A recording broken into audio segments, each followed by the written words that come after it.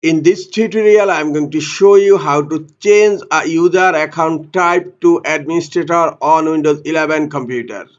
To change user account to administrator, right click on Start menu, click on Settings.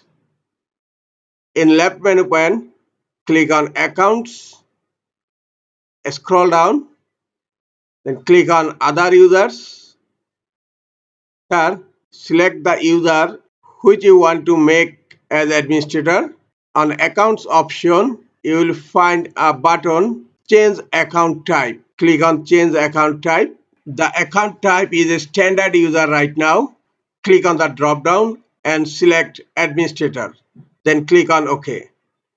And the user account type has been changed to Administrator. That's it.